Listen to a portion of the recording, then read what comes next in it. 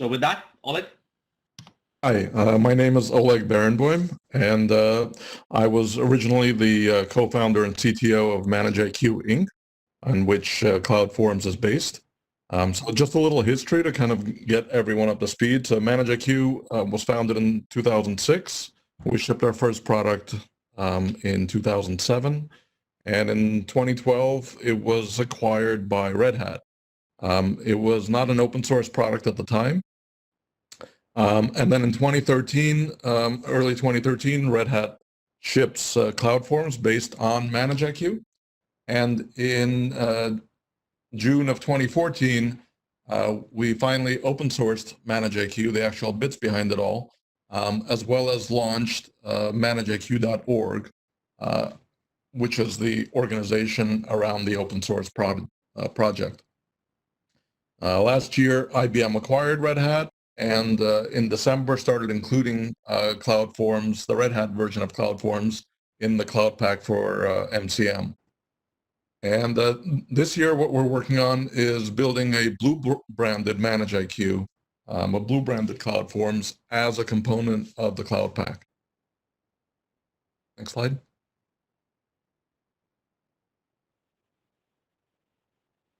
Okay, so what is ManageIQ or CloudForms? It is a management platform for a hybrid IT environment. What initially began as visibility into VMware quickly grew into other platforms, other virtualization management platforms such as Rev and OpenStack, and Microsoft SCVMM, and later expanded into clouds and containers. What it allows people to do is different persona can access the same CloudForms UI and have a single pane of glass perspective on their whole IT infrastructure dependent on their role. There's RBAC to ensure that each person who logs on not only sees different objects, but actually has ways, has different views into the UI. So they will see some tabs, won't see some other tabs, things of that nature. I tend to think of CloudForms as broken down into 4 different high-level areas. The first one is Insight, which kind of allows visibility into your hybrid IT environment. So we do discovery, both greenfield and brownfield. We do monitoring, utilization, reporting, performance, analytics, chargeback, which Pratik just mentioned, and trending. We also do, so that's kind of like read-only. Think of it as read-only, and here's what you can kind of do with that. Then there's kind of the control piece. The control piece kind of allows you to react to things and apply policies to things. So it enables security, compliance, alerting, and then policy-based enforcement of various resources under management. The third piece is automate. So there's a lot of kind of activities in CloudForms, such as provisioning, for example, where it's a long automated process. So, for example, you might speak to your IP address management system during provisioning to get an IP address. You might want to integrate with Remedy or something else during the process. You might want to reach out to a workplace, to a placement, workload placement service to figure out where's the best place to provision the VM or the into. So Automate allows you to do that, leveraging both Ruby, the language in which CloudForms is built, as well as Ansible. So you can automate using either of those. And then finally, there's integrate, and that's kind of more of an outside-in perspective of if you have your own system and you want to talk to CloudForms to get at things and to integrate your environment, leveraging the data and the capabilities inside CloudForms, you can through the API. And so if you have tools and processes, you can actually expand them out, communicating with CloudForms. Next slide, please. Okay, so as I mentioned, we started off by supporting VMware vSphere back almost 15 years ago, 14 years ago now, and it has expanded out into us supporting all of these platforms. We support Amazon, Web Services, Azure, Google, VMware, vCloud, so a lot of the cloud providers. Obviously, one provider that's missing from here is the IBM Cloud, and we're working on that. Then there's, the virtualization providers such as vSphere, System Center from Microsoft, over OpenStack. And then there's kind of other types of providers that we've integrated over the years. Kubernetes and OpenShift, Ansible Tower, Redfish, Lenovo xClarity, and Nuage Networks, and the Foreman project on which Red Hat Satellite is based. Next slide, please. Okay, so CloudForms is actually was actually built with a appliance deployment in mind. So we actually have been delivering CloudForms as a virtual machine that people run.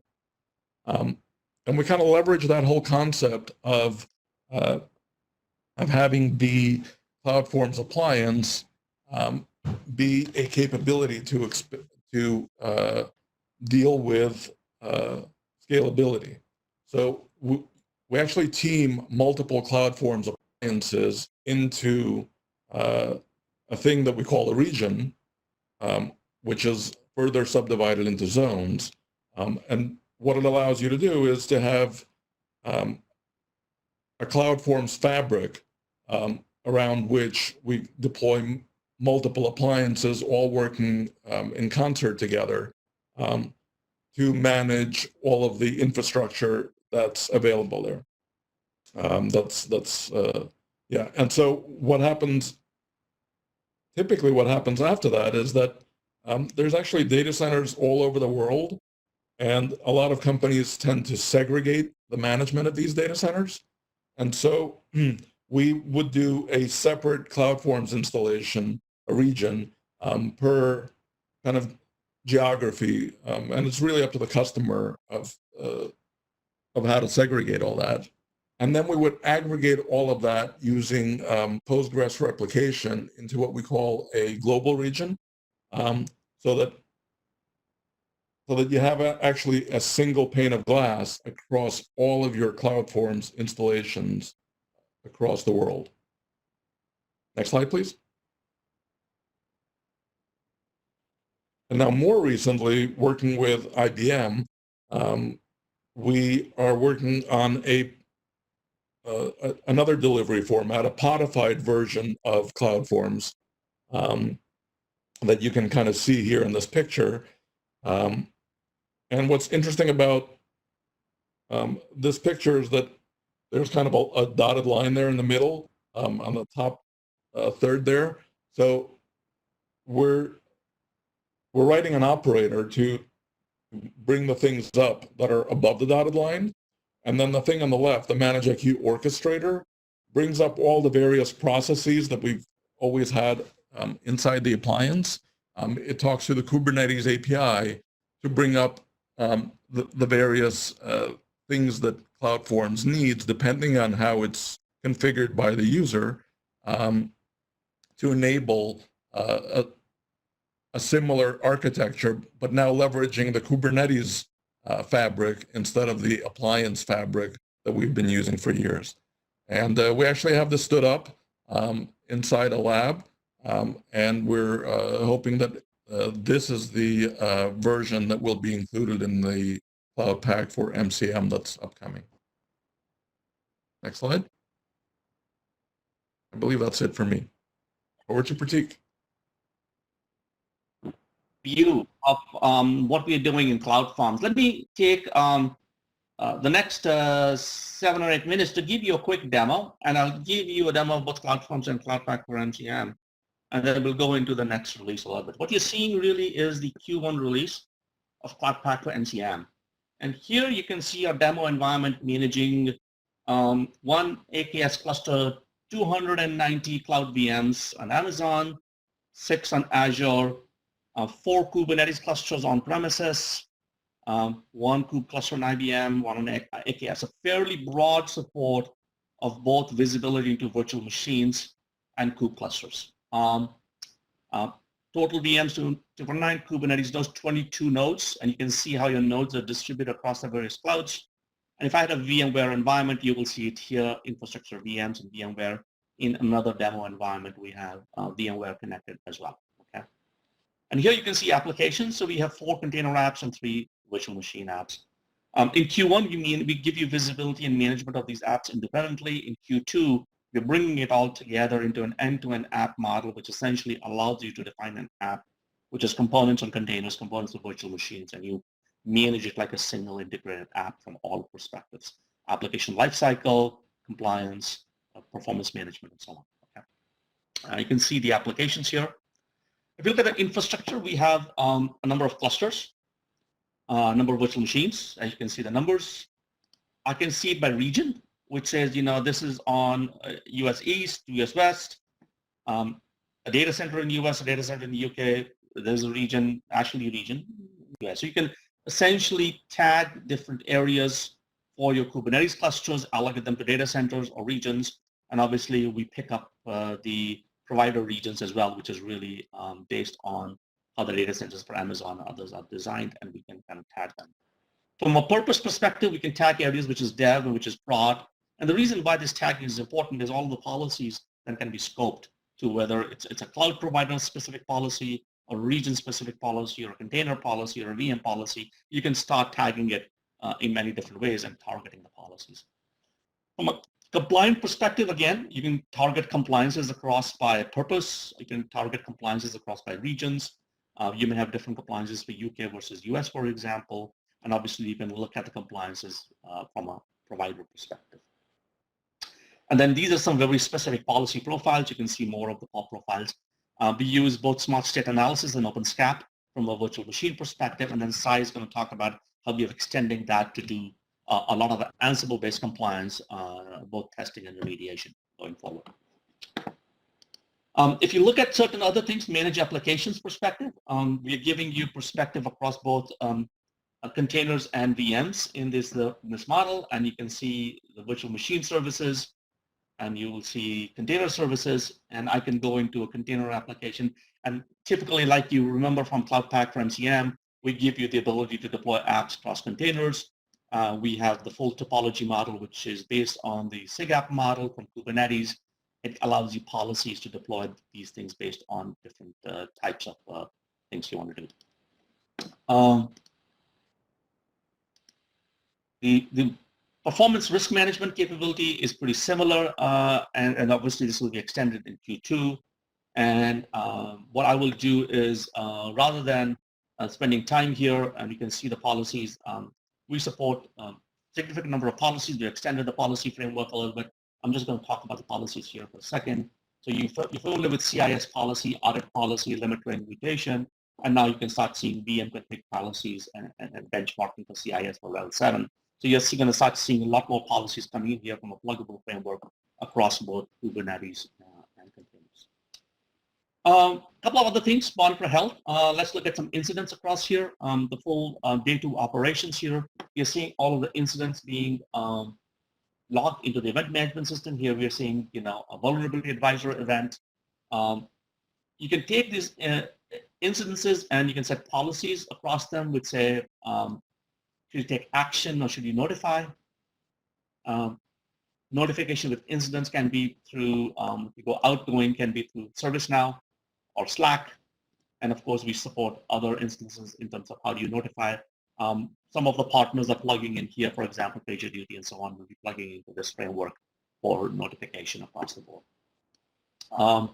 You can configure runbooks, and these are automated things or manual things. It doesn't matter. You can build runbooks here. and figure out whether you want to kind of automate this thing or just a sequence of steps for your SRE team, and they are of course rated so you can see how useful they are.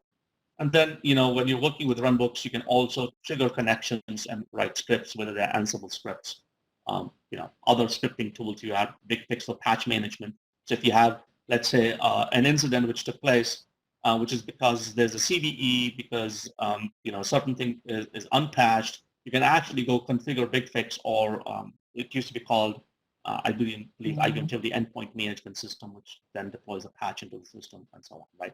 And of course, it's got upward integration with the Netpool Omnibus from an enterprise perspective. The other thing which you should think about is let's look at some of the CloudForms integration. So all of the virtual machine information you saw in the Cloud Pack is actually coming from CloudForms. This is the CloudForms dashboard. You can see it's got visibility into clouds, and I can see all the instances which we have in cloud. In this case, we have AWS, Azure here, and if I look at the list, these are the list of providers we have, and these are the services which we have in this case, AWS. Similarly, I can go to Azure, and we have certain sort of services running on Azure, supports Google as well. And so a number of different cloud providers plugged in. Another one, I actually have VMware clusters defined in CloudForms in these instances. And so now I can say I've got 9 VMs in this VMware cluster, and we can start digging into VMware. So now we have visibility across, enterprises in terms of a VMware perspective. And of course, in this case, we are running CloudForms on this VMware system. You can start getting visibility into what's running in the VM. So fairly deep visibility and action and lifecycle management on virtual machines as well. Another view of this thing is chargeback, and I wanted to kind of show you a chargeback report before handing it over to Colin. Let's look at some of the reports which we have. Chargeback report for accounting. I just built this report. So here what we did is we actually tagged the virtual machines and resources, because CloudForms has access to all of the infrastructure running across the clouds and VMware. We created a rate card, and the rate card essentially says, how should I be actually managing the storage rates? How should I be doing the compute rates here, both fixed and variable? And then we built out a report essentially which says, give me a report for this month for the department tag accounting. You could tag it by department, you could tag it by region, you could tag it by owner.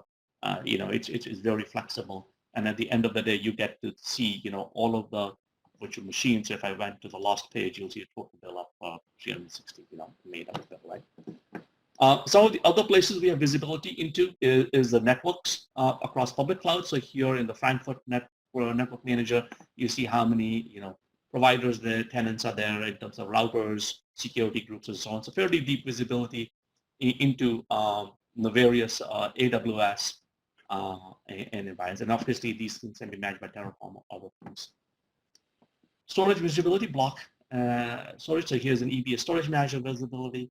And so now what you're really seeing is how people are using really the infrastructure of public clouds being brought in as an integrated management control plane for both public clouds and VMware and private clouds. And some of the questions in Slack were, what about Power and Z? But there are actually plug-in models for Power and Z in the compute side. So when you go to physical infrastructure or even infrastructure, there's an open source project. As being an open source project, a number of people have contributed Power VC plugin, and we hope to kind of add Z as well in here. So, Power and Z fully integrated from an infrastructure perspective, and as Kubernetes and OCP is deployed on Power and Z, obviously we can manage Kubernetes on Power and Z and the workloads across.